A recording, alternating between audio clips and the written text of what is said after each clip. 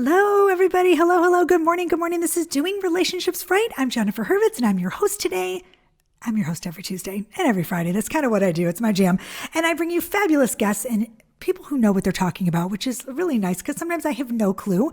And this is one of those episodes where I just have no clue what I'm talking about. So this is fabulous for me. And it's funny, I have Rebecca Richardson here with me today. And at first, when she pitched for me to come on the show, I was like, no, but then I was like, wait a minute. This is the most perfect thing ever because I know nothing about this topic. I know nothing about mortgages. I know nothing about finance. So when someone comes on my show and they know more than I do, I love it. I love to learn. I love that she's here for you guys. She has a passion for spreading her knowledge and correct information, which I love. So Rebecca Richardson, hi, honey. How are you today? Thank you for coming on. Hello, I am good. Thank you for having me on. Thank you for letting for letting me come and talk to you about something that you know nothing about because you can't cross-check me, so you just have to accept that what I'm telling you is true. I know absolutely nothing. I have no clue. So that's good. So first of all, you are. What is your exact title? I am a senior mortgage consultant. So that means that I am a loan officer, mortgage lender, mortgage originator. All of that is the same thing. Perfect. Okay. And you specialize in, you're specializing in advising people who are getting separated and getting divorced. Yes. So because I both have personal experience of going through separation and divorce, and also I have been a lender for 20 years. So I know both sides of that coin. And there are some really kind of intricate, just kind of out of the ordinary things around when somebody is in that stage, whether it is separation or divorce, that I want to really, really make sure that people have the correct information. Because when we're talking about mortgages, we're talking about a lot of money, and we're talking about most of the time, one time to get it right, to make sure that then people have the right plan. Yeah. Especially because when you're going through divorce, and as I did, and I went through my separation, you're just not thinking about, like, I wasn't there. I got divorced and I was with my kids for 13 years, and I was like, you know what? They were my job. My kids were my job, and I had no clue. The money part wasn't my wheelhouse, and I didn't know what to do, and I didn't have anybody to guide me. Yes. So that is a common feeling because, and that is a common, I think, experience is, whether it's men or women, but basically, a lot of times they're in a home that they bought with their partner. And now in the midst of everything else, everything else that is being split and separated and all of this, you're having to make decisions as an individual, whereas you might have had a partner the last time or the first time or every time that you've made a decision around, big money decisions, or where will you live, or what is the best plan and things like that. So it can, in the midst of everything else, be very unmooring because you feel like a first timer, but you're not. And so then it's, what questions do I ask? And I feel like I know a little about this, but I don't know what I don't know. And that can be very disorienting. Yeah, it's scary. And also, back when I was married, when we did the mortgages, we bought a new house, I kind of just showed up at the meeting where I had to be. And my husband would say, Jen, you have to be here at 3:00 and let's sign these papers. And because I trusted him with everything. Sure. Financial, because that's what he did. He's in finance. And so I just kind of signed the papers and went about my way. But then now, since I've been divorced, I've had, 2 new homes, and I was lost. I was just like, oh my gosh, like, thank God that my mortgage people were amazing, actually from your company. Yes. And I'm like, you know what? I have no idea. So what? Yeah, you have a great company. Am I allowed to say it? Am I allowed to say your company? Absolutely. Yeah. Can I give you a prop? Absolutely. It's Wyndham. Yes. Wyndham. They were great. They're amazing. So what are some, I'm going to let you talk, and I'm going to be quiet, but what are some? It's Wyndham Capital Mortgage based here in Charlotte. Yeah. So what are some great things? What are some things that you think some tips or to prepare to do? You tell me. What do you think?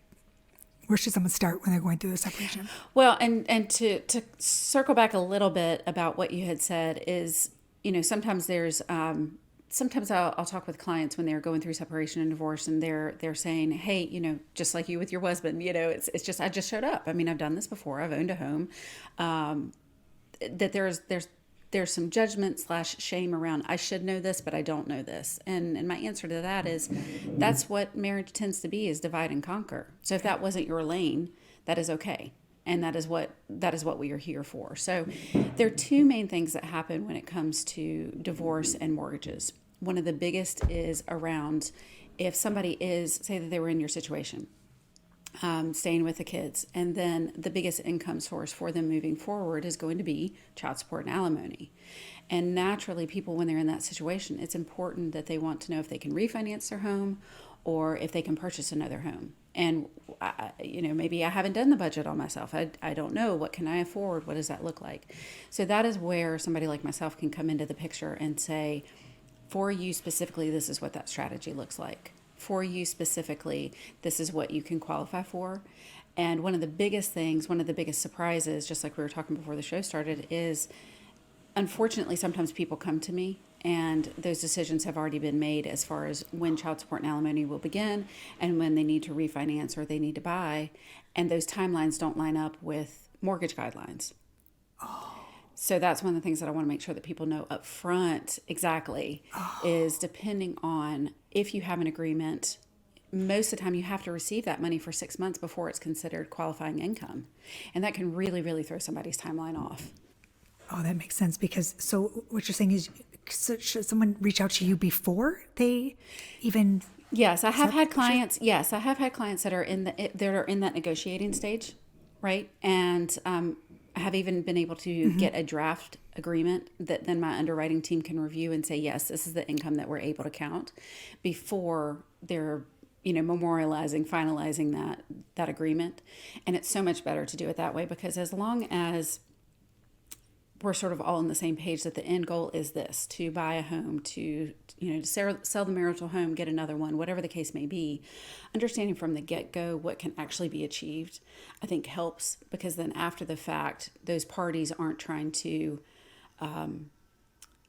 basically tell their spouse, hey, I can't do what we agreed to because of X, Y, and Z. Well, because the nature a lot of times is separation and divorce, they probably don't believe them. And so then you get the lawyers back involved and then these kind of things. And so it's just as much as possible to say this is what's actually obtainable and this is then how it can be structured. Right. Oh my gosh, that makes so much more sense because, well, what if someone comes to you and they're not, well, what if they're not sure if they want to sell or if they, yes, you know what I'm saying? Like sometimes like I didn't know at the time I decided to rent. Can you kind of give them a idea? Yes, absolutely. Something? Absolutely. I think that sometimes there's the perception that once you talk to a lender, you're on a runaway train, which has to end in purchase, right?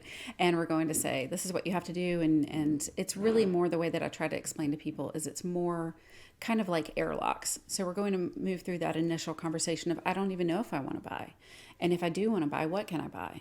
And then what does that look like for actually doing that due diligence, pulling the credit, talking about the income, all of that to pre-approval. So each of those stages can proceed at whatever pace somebody needs for them to be. But it all starts back with what do you even want to do? To your point, it's maybe, hey, I just want to let the dust settle and I just want to rent before I commit to something and before, so we can kind of figure out what our new family looks like. And then I can make that decision. So that is absolutely what we're here for too.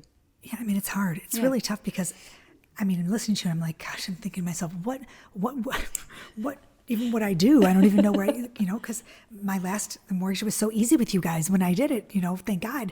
But I remember it being so difficult because I was so wrapped up in all my emotions and, exactly. Exactly. And that's where I think so tell me some more. Yeah. Sorry. That's where I feel like that part of the value that I can bring to somebody is just bringing some of that peace of mind. Because it does feel jumbled up. It does feel, I could do this or I could do that or all of that. But remember, this is what I do every day. And this is what I love to do because it's like taking a Rubik's Cube and making it make sense.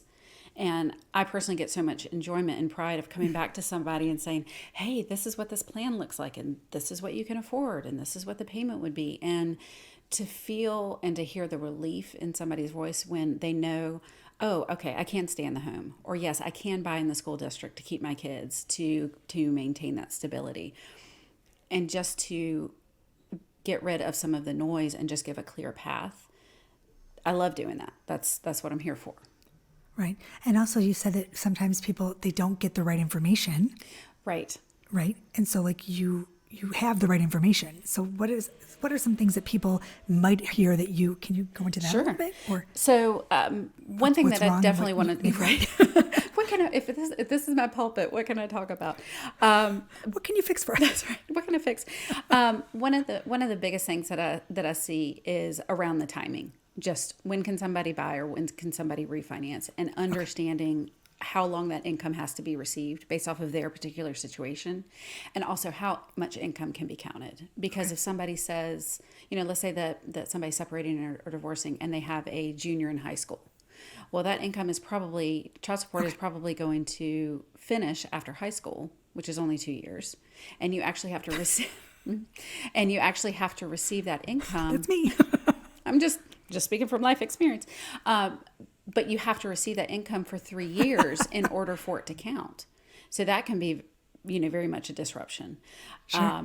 So a lot of it is around the logistics and the timing. The second thing is around refinancing. This is probably my favorite. It's like an open secret, I feel like, but even some lenders don't know about it. A lot of divorce attorneys don't know about it.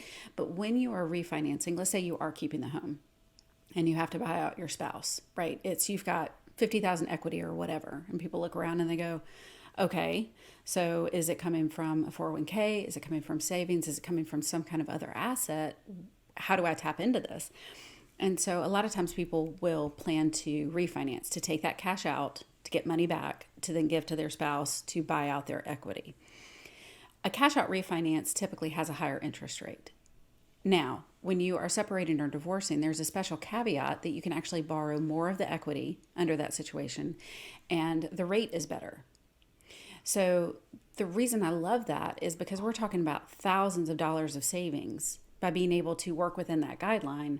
And also the way that I refer to it is kind of keeping everything in the same silo, right? We're using the home to satisfy the liability of that agreement, the buyout, with that asset, versus using another asset like retirement funds or something like that that can have longer term, larger impacts, investment impacts, to then settle that agreement requirement. So those are typically my two most favorite things to talk about early in the process, to make sure that people understand that one, again, the logistics and the timing, but also this really great essentially tool that is there to help achieve exactly what they're trying to do. And I wonder if do people know that? No. Because I've heard, I would have no clue. If I didn't have you, you know what I mean? It's job security for me. Yeah, but is it like a little secret? Because I feel like that's something that everybody should know, but maybe they don't. Exactly. And that's why I think I'm so passionate about it, is because it's one of those things. It's like solving that Rubik's Cube. And it's being able to get all of those colors and those puzzle pieces to click exactly into place, and knowing that is sort of a shortcut or a trick or whatever. It's a standard guideline. It's not like it's something that I especially can do. I'd love to say that it's just something that only I can do, but it's a general guideline. But just the knowledge of that it is there, I think, does feel like a secret, right? Because a lot of people don't. And just because of the potential impact and savings that it has is something that I personally find very exciting. Anyone who's been through a divorce knows co-parenting is not all rainbows and sunshine, especially when alcohol abuse is involved. Pair these challenges with the pandemic and you've got the perfect storm. Soberlink's alcohol monitoring system is the most convenient, reliable, and reasonable way for a parent to provide evidence that they're not drinking during parenting time. Soberlink's real-time alerts make it easy to negotiate with any party. Judges rest assured that the child is safe. Attorneys get court-admissible evidence of sobriety, and both parents have empowerment and peace of mind.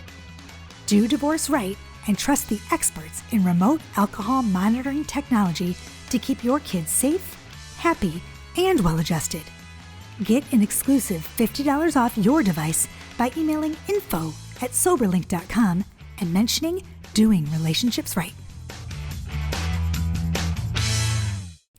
Right, because if you don't, it's like we said before, if you don't know what you don't know, right? Right. If you don't know that, then, and you get stuck into something and, it's crazy. Exactly. Because who would tell you if it wasn't you? Exactly. And I think because of just simply around the timing. The mediator's not going to. Right. Well, and because they are there to understand the law, just like you have a tax specialist, just like you have a financial planner. You need to have somebody that understands around the mortgage, what is the best way to use that? Because it affects both sides of the balance sheet, right? It's an asset, your home, and it's a liability, the mortgage. And just what is the best way to help achieve what the end goal is in the cheapest way possible, basically, or in the most appropriate way possible for somebody's individual goals. Right.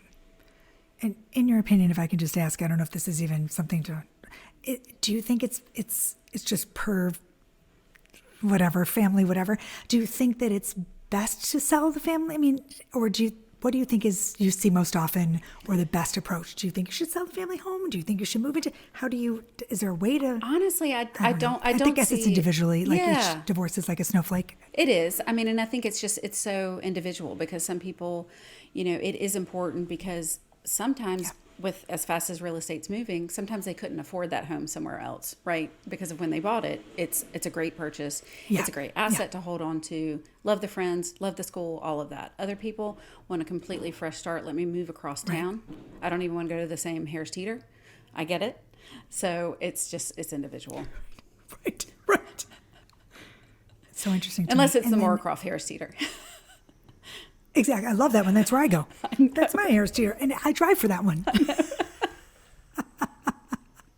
And then as far as refinancing, I never know like when to refinance. I never know, because that's not my wheelhouse. But like, is that something that someone should do as a divorcee, is like every year or every two? I have no clue. Look how silly I am. I have no idea. It is. No clue. It's okay. Like I said, that's job security. So that's what I'm here for. So most of the time, people will be refinancing because they probably had a joint mortgage, right? So a lot of times they want to remove the other party from the mortgage for privacy of information, because if the other party is no longer living in the house, they don't want something that's on their credit, especially something as big as a mortgage, that then is somebody else's responsibility to be paying. So it's not always rate dependent. And it's not always that they have to buy out equity, but most of the time there's some kind of separation in that who's holding the mortgage, or maybe the mortgage was in the husband's name. Now the wife is staying in the home. She needs to have it in her name. That's a lot of times what we get around that. As far as when it makes sense to refinance, sometimes it is something that's more kind of around how a home is titled, owned, whose debt does it need to be, and just kind of cleaning up the balance sheet, basically. And other times it may be for the purpose of dropping the interest rate or shortening the term, moving from a 30-year to a 15-year, things like that. So that's where then the strategy comes in, is what is your long-term goal and what opportunities do we have with the current market to help get you there? Gotcha. Gosh, it's so interesting to me. This is all like so not my thing. So that's why I refer it out. When I get my clients come in, they're like, I don't know what to do. I'm like, you call Rebecca. It's just so much easier. It's so much. That's okay. I was not a math girl in school, but I love it. And it is. And you know what? It's funny when you get that phone call, from your whoever, and they're like, you're saving X amount of money. It's like a big deal. Absolutely. Like to save that money a month is a big deal. Absolutely. A lot of times because. Especially when you're divorced. Yes, because you're going from two incomes to one, or, split budgets now. Every dollar counts. So how can we maximize things? How can we be as efficient and frugal as possible until the dust settles? And then what this new chapter looks like, what this new life looks like. Right. And as far as timing goes, it's different for when you refi than it is for when, but that's totally different than when you separate, right? And you're buying a totally different thing. Because I refied by my own when on my own when I own my own house. But like when you split your houses and all that stuff, that's different. You know what I'm saying? Well, like two different things. Yes, sometimes people are. I mean, yes and no. Sometimes if people are separated, then that is the time. They may not wait until they're officially divorced. Because certainly with states that have a longer waiting period, we can be talking about a year or longer sometimes. So because of that is something that can happen while you are separated, because sometimes that's the way that the agreement is written, is within the next 6 months, you need to do X with the house. Right. Yep. Yeah. And some people want, they want to move out immediately. And some people want to, like my husband and I, we nested. So we kept the boys in our house and we got an apartment. Yes. And we moved in and out and let the boys stay in the house. Yes. So we saved ourselves some time to figure out what we wanted to do. Yes. Before we decided where we were going. And, sometimes that's nice too, to just be able to take a breath and say, okay, this is, so yes. It's just, divorce is just really tough. It just is. But there are a lot of moving parts. And I think that's where it is more than just math. It's also understanding and having the empathy to know that it is more than what is necessarily the quote unquote smart thing to do. Should I buy? Should I refinance?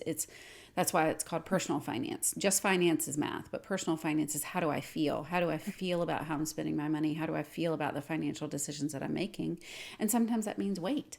Sometimes that means, or on my part, like I said, from what I try to bring to the table is making sure that I don't have to be that person that delivers disappointment. That, listen, I know emotionally you've moved into the stage that you're ready to move on. You're ready to get that next house. And I'm the one that's telling you that you now have to wait 5 months. So it's trying to have as much information up front before we sort of emotionally then have bought into that next stage or that next concept. Right. And it's also nice because I feel like in our position now that I'm a divorce coach, we can plan for the future knowing what's coming. Yes. Right? We can help people plan because we know the light at the end of the tunnel, right? But when you're in that emotional, chaos, you forget, how hard it is. So I feel like that's what you do is really must be so rewarding, right? I do. And I understand that it seems completely nerdy to some people, but I do feel very strongly for it. Just like the work that you do is it is that it's being able to come into that chaos with somebody and give a little bit of a clear picture, a clear path to anchor onto that when so much else is changing. It feels very empowering to control little parts. And what of those little things can we start to then put back into their box and bring some stability? Right. Because by its nature, separation and divorce is very unstabling. Right. And I don't think it's nerdy at all because, to be honest with you, I can imagine, it is really, really comforting to help someone because for me, I really would have liked that because the most important thing to me was where my kids were living. Sure.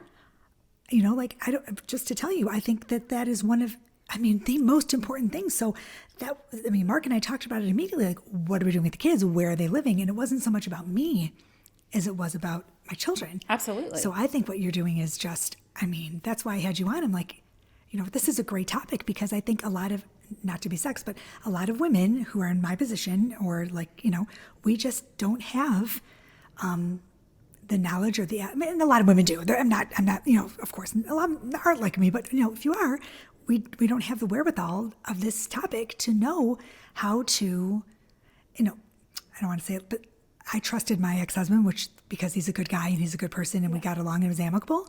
I was lucky that he took care of us. But most women are not in the position I was in, so who do they trust? Even women do who I trust my ex? Who do are I trust a comfortable friend? with finances? Yes, all of that. It's who do I trust? I might understand finances. I find in a lot of families, the wife is the CFO, paying the bills, understand the budget. When is the health insurance? When is the life insurance due? All of those kind of things. And even then, you don't then have somebody to bounce that idea off of. You don't say, are we making the right choice? Am I making the right choice? Right. How does this affect me now and later? And I think being able to come alongside somebody and be that person for them, it is very rewarding.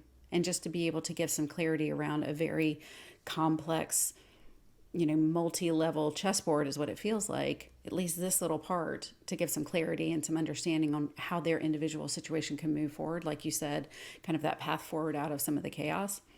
I love doing it. Yeah.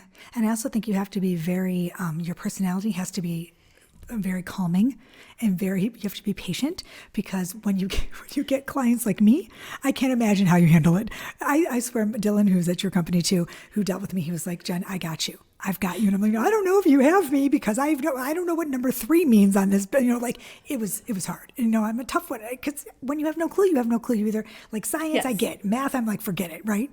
And there's so much paperwork and so much, it seems like it's so overwhelming, but when you get to the end, the way that your company works.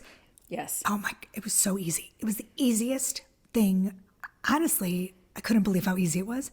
And you made it so, everything was so seamless and just easy. And I really didn't believe him when he told me what my mortgage was going to be. I'm like, are you sure that's right? It made me feel. You're like, is this it? I was like, are you sure? Because that seems a little low. And he's like, no, Jennifer, that's it. And then my ex-husband used you guys too. And then my boyfriend used, and I was just like, wow. It just, so kudos to you. Really. I think you guys are great. But thank you. So can someone use you only in North Carolina, right? No, I'm actually licensed in 15 states. This is great news. Okay, so you're in 15 states, so I'm in 60 countries. Yes. So that's fine, but 15 states, that's awesome. So people can actually find you and reach out to you because I think you are an absolute, people must use you. I just think this is so important. And I really, this is the real truth, listeners. I was like, this topic is not for me. And then I'm like, no, this topic is for me. It's perfect because I think you're great and I think you're fabulous. So tell me where your website is what? So my website is Rebecca Richardson Mortgage. So RebeccaRichardsonMortgage.com. I am on pretty straightforward. I am on pretty much every social media platform as the.mortgage.mentor. Primarily on Instagram and LinkedIn and TikTok. So that's where people can find me. And then I do have a YouTube channel that I specifically put divorce content. I am. I love TikTok. It is so hard for me to do. I'm so old. Yeah, I have TikTok. Okay, so you're everywhere, but everything's going to be in the show notes, everybody. So I'll have all of the links to everything in my show notes. And YouTube you're on too. Oh my gosh, you're everywhere. Good for you. Good for you. I love it. Yes, and I do have a playlist on YouTube specifically for divorce resources. Okay, and also you have a link in your website that goes specifically to you have a whole page and blog and everything about divorce and separation. Yes. Yeah, you have all that. Good. I love it. I love it. Well, Rebecca, thank you so much for being here today. My pleasure. I appreciate you. Thank you so much. Thank you. I appreciate calm. it. You're so calm and easy. Yeah, you're awesome. Thank you. Thank you. So everybody else out there, besides me and Rebecca, who are sitting here having a conversation, Rebecca and me, I don't know. I never get that right. But anyway, thank you, Rebecca, for being here. And everyone else who's listening, do yourself a favor. And, knowledge is power. I always say that. And knowing the right information is important. So I learned something today. I hope y'all did too. And if you want to reach out to Rebecca, everything, all the information will be in the show notes, of course. And all of her links will be there too. To find me, it's really easy because I'm everywhere and annoying you all. JenniferHurwitz.com. Please reach out to me. I'm on YouTube now as well. And Clubhouse. Rebecca, are you on Clubhouse? Yes. Yes, I am. We have to connect on Did we connect on Clubhouse yet? Did we follow each other? Yes. I will check. Okay. I will check. I don't know if I'll we make did. Sure. Oh, okay, we'll check. We'll follow each other. Yeah, so Clubhouse is my new jam. I'm addicted to that too. So find me there on Clubhouse. I'm always doing rooms about divorce and dating and all that good stuff. So that's it, everybody. Have a great day. Do something wonderful today for yourself. I don't know. I always say go outside and take a walk, but I never do. So that's it, everyone. Wonderful. Have a great day. And you know what to find me. You know what to do. Peace, love, and so much truth. Have a wonderful day, guys. Bye.